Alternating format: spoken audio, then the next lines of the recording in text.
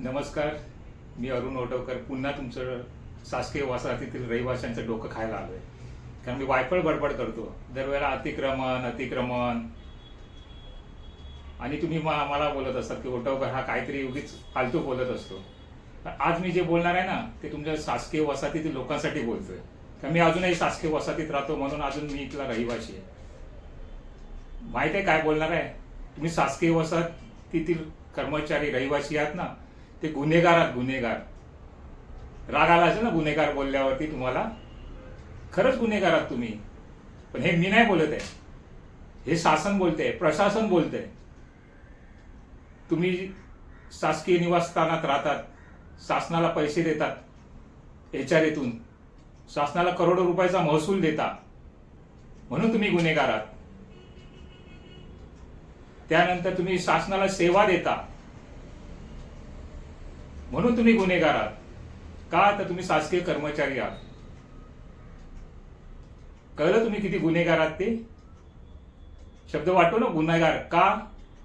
खरोखर गुन्हेगार. आज तुम्ही ना शासकीय वसाहतीतील कर्मचारी रहिवासी आहात ना, ते गुन्हेगार आहात. कारण तुम्हाला ना शासन कोर्टात खेचतं, तुमच्यावरती कोर्ट केसेस करतं. का? तुम्ही शासकीय निवासस्थानात राहता, शासनाला पैसे दिलात म्हणून. काही कारणामुळे राहता तुम्ही निवृत्त झाल्यानंतर, तर हे नालायक प्रशासन तुम्हाला शासन निर्णयानुसार तुमच्याकडनं तिप्पट भाडं घेतं. ते पण तुमच्याकडनं नंतर तुमच्या निवृत्त वेतनातनं ते कापून घेतं. एवढे तुम्ही मोठे गुन्हेगार आहात. तुम्ही शासनाला खरोखर एवढं सगळं देऊन सुद्धा तुम्ही गुन्हेगार आहात. आज तुम्ही 30-40 वर्ष शासनाकडे फुकट घरे नाही मागत होतात, माफक दरात मागताय, विकत मागताय, तरी शासन तुम्हाला घरं देत नाही. सगळेजण तुम्हाला बाबाजीचा देऊन मोकळे झालेत राजकीय नेते.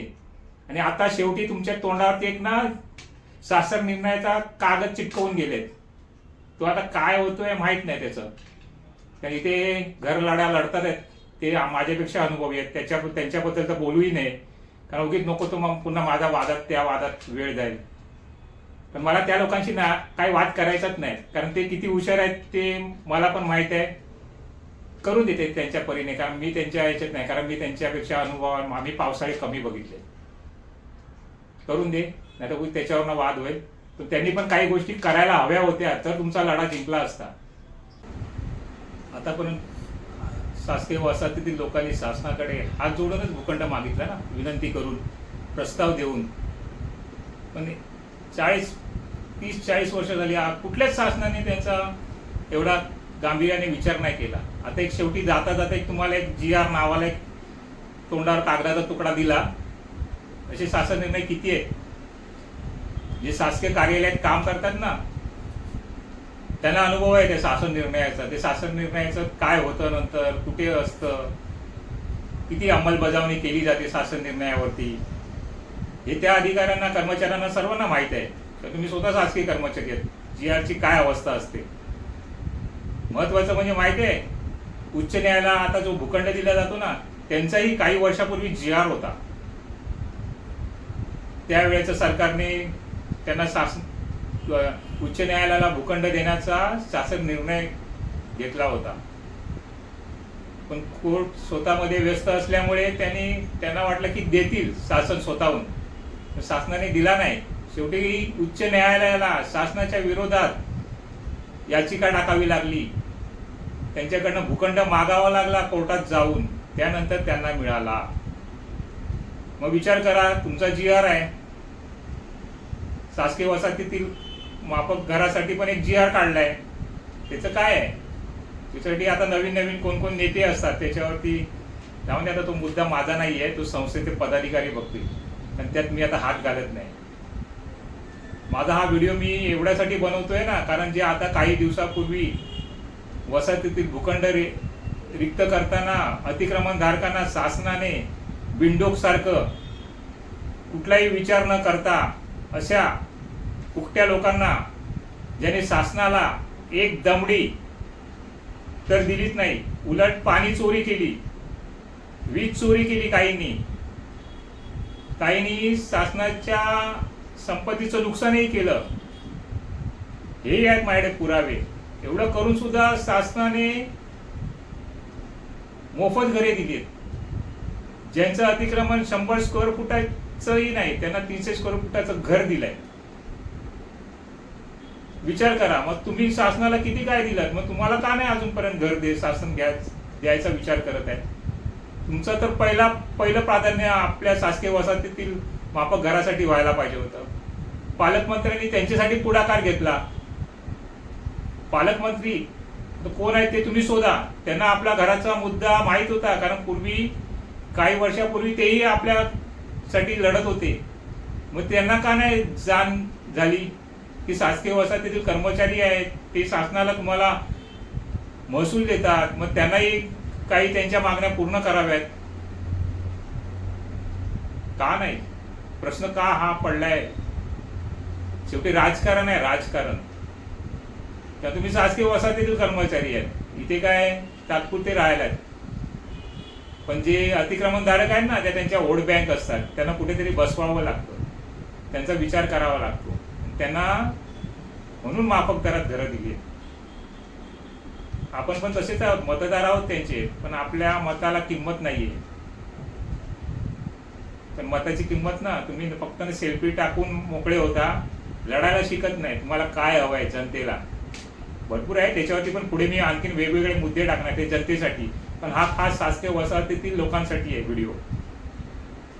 तुम्ही कधी मागितलंच नाही. आज मंत्रालयात IAS अधिकारी, सचिव हे उच्च शिक्षित असतात. किती शिक्षण असतं त्यांचं, बरोबर ना? सचिव कार्यालयात आणि CM कार्यालयात कर्मचारी आहेत, त्यांना माहित असेल ते किती अधिकारी मोठे असतात. तुम्ही घाबरता त्यांना, मी नाही घाबरत. मी सार्वजनिक बांधकाम विभागाच्या त्या कोणत्या महिला सचिव आहेत ना, त्यांना अजिबात नाही घाबरत. तुम्हाला जर आता धाक दाखवून तुम्हाला जे खुराड्यात नेऊन ठेवलं ना आणि तुम्ही घाबरून गेलात, खरोखर बोलेन तुम्ही स्वतःची वाट लावून घेतली त्या खुराड्यात जाऊन. त्या सचिवांना तुम्ही इकडे आणायला हवं होतं. दालनात बसून ते फक्त आपला स्किन काळी होऊ नये एवढीच काळजी घेतात आहे असं वाटतंय. जरा ना इकडे शासकीय वसाहतीत त्यांनी यावं, मी विनंती करेन. आज तुम्ही एवढं लाखो वेतन घेताय, जरा थोडं ना ग्राउंड लेवललाही सचिवांनी काम करायला हवं, येऊन परिस्थिती बघायला हवी. फक्त मुख्यमंत्री साहेब आले की त्यांच्या मागून फिरणं ते तुमचं काम नाही. जरा काय चाललंय ना तुमचं सार्वजनिक बांधकाम विभागाने काय इथे कारभार केलाय हा बघा. माझे काही व्हिडिओ येणार आहेत त्याच्यावरती, सचिव आणि मुख्यमंत्री कार्यालयासाठी आणि मुख्यमंत्र्यांसाठी. त्या मुख्यमंत्र्यांची एक आता काही दिवसापूर्वीच काल की परवा एक पोस्ट मिळाली आहे की भ्रष्ट शासकीय अधिकाऱ्यांवरती गुन्हे दाखल करणार. बघू आता मुख्यमंत्री साहेब तुम्ही किती गुन्हे दाखल करताय ते. तुम्हाला आता मी पुन्हा पत्र व्यवहार करणार आहे, एकेकांच्या कुंडल्या देणार आहे तुमच्याकडे. बघूया किती त्यांची चौकशी करता, किती गुन्हे दाखल करताय ते. काल थोडा मी केलाच आहे चालू. जर तुम्ही मुख्यमंत्री साहेब एवढं मोठे जोशात बोलताय ना, त्या जोशात कारवाई करून दाखवा. आम्ही आहोत जागरूक जनता, तुम्हाला भरपूर असं दाखवून देऊ काय चालू आहे राज्यात, शहरात.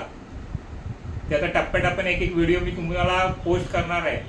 हा पण व्हिडिओ शासकीय वसाहतीतील लोकांनी, CM कार्यालयातील वरिष्ठ अधिकाऱ्यांना आणि खास करून मुख्य सचिव, सार्वजनिक बांधकाम विभागाच्या सचिवांना हा व्हिडिओ पोचवा.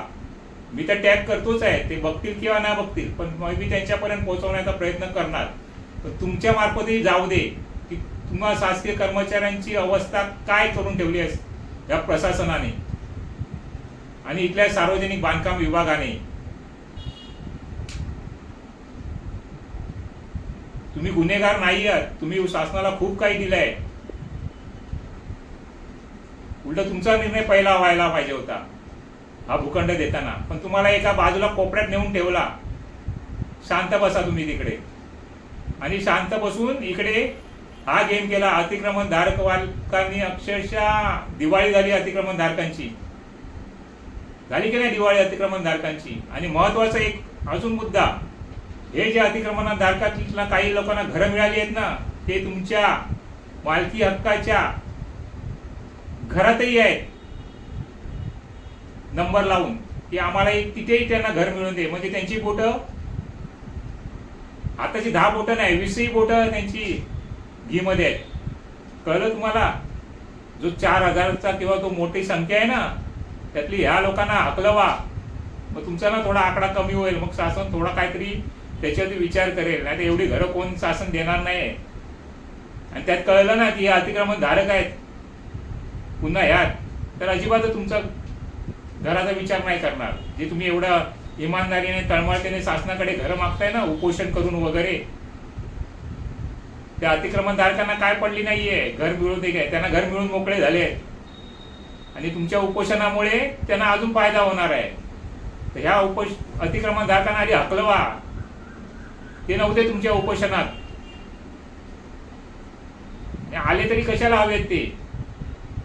उद्या त्यांच्यामुळे तुमचा घराचा लढ्यावरती पाणी जाणार आहे हे लक्षात ठेवा. जर निष्पन्न झालं ना की तुमच्या सदस्यांमध्ये अतिक्रमण धारकही आहेत, शासन निर्णय नाही घेणार. बघा आम्ही मुद्दा नमूद करतोय. मी काय मोठा अभ्यासू नाही. मी साध्या गोष्टी आहेत त्या सांगतोय तुम्हाला. बघा विचार करा आणि लढायला शिका. नाहीतर असे तुम्ही गुन्हेगार म्हणून जीवन जगा. PWD वाले येणार, निवृत्त झाले, तुमचा बोजा बिस्तरा सगळं सामान घराच्या बाहेर फेकून देणार, रूम सील करून जाणार. त्यांची हिंमत अतिक्रमणधारकांची घरं खाली करायची ताकद नाहीये सचिवांकडे ना सार्वजनिक बांधकाम विभागाकडे. हे तुमच्या लोकांवरतीच करू शकतात अत्याचार असा. कारण अतिक्रमणधारक हे त्यांचे मोठी लोक आहेत, ती त्यांना हटवण्यात धमक नाहीये. म्हणून तर आज पुऱ्या शहरात अतिक्रमण वाढली आहेत. का वाढली आहेत? त्यांनी प्रशासन त्यांना हकलू का नाही लावत? कारण घेतलेले असतात ना, कुठल्या तोंडाने कारवाई करतील. त्यांनी खालून दिलेले पैसे असतात आणि तुम्ही इमानदारीत पैसे दिलेले आहेत शासनाच्या तिजोरीत, शासनाच्या भल्यासाठी. म्हणून तुम्हाला अजूनपर्यंत भूखंड नाही मिळत आहे. चोरांना कुठून तरी पैसे दिलेले आहेत, त्यांनी आपलं काम करून मोकळे झाले. बघा खूप विचार करण्यासारखी गोष्ट आहे. दिसते घरात बसून कोणतरी घर आणून देईल, कोणी घर देणार नाही तुम्हाला. लढायला शिका. निवृत्त झालेल्या लोकांनी तुमच्याकडनं जर पैसे घेतलेले आहेत लाखो रुपये, तर उच्च न्यायालयात याचिका दाखल करा ह्या निर्णयाविरोधात की ह्या अतिक्रमण धारकांना ज्यांनी शासनाचा भूखंड मोफत वापरला एवढे वर्ष, त्यांना जर मोफत घरं देते आहे, त्यांच्याकडनं कुठलंही कारवाई नाही किंवा दंड आकारला जात नाही. मग तुम्ही शासनाला महसूल देऊन शासनाची सेवा करून मग तुमच्यावरती लाखो रुपयाचा दंड का आकारला जातो? का? तर फक्त एक शासन निर्णय आहे म्हणून, 3 पट भाडे घ्या म्हणून. आवाहन करायला शिका त्या निर्णयाला.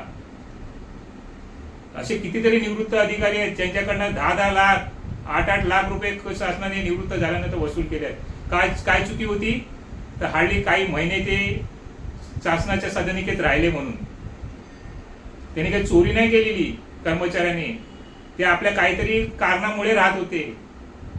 बरोबर ना? कोणी मुद्दाम राहत नव्हतं. काही लोकांचे प्रॉब्लेम होते, जेन्युइन प्रॉब्लेम होते म्हणून राहत होते. तरी शासनाने त्यांच्याकडनं त्यांच्यावरती दंड आकारला लाखो रुपये आणि ते वसूलही केले त्यांच्या निवृत्त वेतनातनं किंवा त्यांचे जे निवृत्तीनंतर जो काही त्यांना पैसा मिळतो त्यातनं. मग या अतिक्रमणधारकांवरती का नाही कारवाई केली तशी? का नाही एकही दंड आकारला गेला? का त्यांना मोफत घरे दिली? म्हणून मी बोललो अतिक्रमण हा विषय का एवढा मी का जोर देतोय त्याच्यासाठी.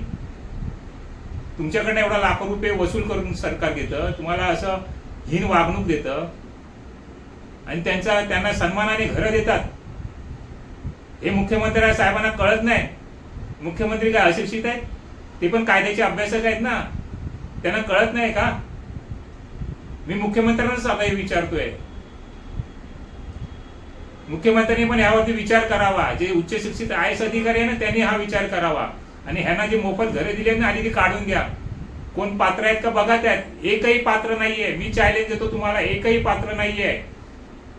मनीषा म्हैसकर मॅडमना पण मी सांगतोय, मुख्यमंत्र्यांच्याही अधिकाऱ्यांना सांगतोय, मुख्यमंत्र्यांना सांगतोय की एकही अतिक्रमणधारक पात्र नाहीये. जर त्यांच्या कागदपत्रांची तपासणी केली आणि माझ्याकडील काही पत्रव्यवहार आणि माझ्याकडची कागदपत्र तपासली, एकही अतिक्रमणधारक हा पात्र नसणार. मी हा शासनाच्या भल्यासाठी करतोय. शासनाच्या तिजोरीतून जो अतिक्रमणधारकांना जो फुकट घरातून निधी पैसा जाणार आहे ना, त्याच्यासाठी बोलतोय. म्हणून हा मी व्हिडिओ मुख्यमंत्र्यांसाठी टॅग करतोय. मुख्यमंत्र्यांनी बघावा, आणि जर मुख्यमंत्र्यांना वेळ नसेल ना, मुख्यमंत्री बघितला नसेल, तर मुख्यमंत्री कार्यालयातील जे शासकीय वसाहतीत जे कर्मचारी अधिकारी राहतात ना, त्यांनी हा व्हिडिओ मुख्यमंत्र्यांपर्यंत पोहोचवा. त्या सार्वजनिक बांधकाम विभागाच्या सचिवांपर्यंत पोहोचवा, मुख्य सचिवांपर्यंत पोहोचवा. खरोखर तेवढं तरी काम करा. ती तरी हात, त्याच्यासाठी तरी हात सोडा. तुम्ही हात जोडून काही मिळणार नाही तुम्हाला. खूप झालं, 30-40 वर्ष तुम्ही हात जोडूनच मागितलंय. आता हात सोडा. हात सोडायची वेळ आली आहे. उपोषणही झालं तुमचं करून. आता आणखी काय करणार आहेत पुढे तुम्ही? आहे तुमच्याकडे काय पर्याय? काही नाही आहे, फक्त तो GR आहे. जाऊन दे, ते GR आता ते पुढे संस्था बघेल काय ती, कारण ते जात असतात, त्यात मला काही पडायचं नाही. पण मी ही परिस्थिती तुमच्याकडे मांडण्यासाठी मी हा व्हिडिओ बनवलाय. धन्यवाद पूर्ण बघितल्यासाठी. कोणी बघितला असेल की नाही बघितला तेच आता मला माहित नाही. कंटाळलंही असाल, काय हा बडबड करतो येडासारखा, कारण काही लोक बोलतात कॉलनीत, हा येडा आहे अरुण ओटवकर. खूप माझी मागून बदनामी करतात, पण मला त्याच्याशी देणं घेणं आहे. कारण माझी काही लोक आहेत ज्यांना माझे मुद्दे पटतात आणि ते माझ्या संपर्कात असतात. आज ते काही लोक जे स्थलांतरित आहेत ना, मग आज मी ह्या घरात का राहतोय, लोक गेली घर सोडून. मी नाही सहजासहजी जाणार आहे, येईल जाईल. शासनाचा काय मी अनादर नाही करत आहे, पण नियमाने जर शासनाने मला इथनं आम्हाला स्थलांतरितची प्रक्रिया नियमात राबवली तर आम्ही जाणार. तुमच्यासारखे नाही जाणार. मंत्रालयातनं आले, आदेश दिला खाली करा, चला इकडनं निघा, सन्मानाने जाणार मी, सन्मानाने. आम्ही हे मी सचिवांनाही सांगतोय. पण जे तुम्ही केलंय ते चुकीचंही केलंय मागच्या वेळेला. तर आम्ही कायद्याच्या चौकटीत काम करणारी माणसं आहोत आणि ते करणारच. धन्यवाद. जास्त वेळ घेत नाही तुमचा, कारण व्हिडिओ मोठा होतो, तुम्ही कंटाळाल. त्याच्यापेक्षा एक मूवी बघितलेला परवडेल. धन्यवाद. काळजी घ्या आणि जागरूक राहा, सतर्क राहा आणि लढायला शिका. मी आहे तुमच्यासोबत. मी करून मागून पळून पळणारा माणूस नाही. मी पुढे राहीन, पण माझ्या मागे राहणारी माणसं असतील ना, ती पळकुटी नाही पाहिजेत. माझ्या सोबत रचणाऱ्या माणसांसोबतच मी काम करतो, माझ्या मागच्या माणसांबरोबर नाही. तर तुम्ही माझ्या सोबत काम करणार असाल तर या, माझा संपर्क क्रमांक आहे. आपण कायदेशीर त्यातनं मार्ग काढू, कायदेशीर लढा लढू. संस्थेच्या कारभारात मी काही आतमध्ये दखल घेणार नाही, ते त्यांचं काम करतील. पण जो आता निर्णय झालेला आहे त्याच्या विरोधात लढणार आहे. तुमच्याकडनं जे लाखो रुपये शासनाने वसूल केलेले आहेत, का वसूल केले आहेत? फक्त शासन निर्णय आहे म्हणून, दंडात्मक कारवाई करा म्हणून. मग तशी दंडात्मक कारवाई यांच्यावरती करायला पाहिजे, फुकट घरं नाही. तर हा एक विषय आहे, म्हणून मी तुमच्याला आव्हान करतोय. जर खरोखर तुम्हाला वाटतंय की आपण गुन्हेगारासारखी आपल्याला हीन वागणूक दिली आहे आणि आपल्याला शासनाने अक्षरशः हाल केले आहेत, शासन आपली दखल नाही घेत आहे, एवढी सेवा देऊन, एवढा महसूल देऊन, खरोखर ही जाण जरा तरी शासकीय वसाहतीतील जे खरोखर शासकीय कर्मचारी आहेत, ज्यांना हे सहन करावं लागलं, त्यांनी या पुढे बघू, लढा हरू किंवा लढू, पण प्रयत्न करू.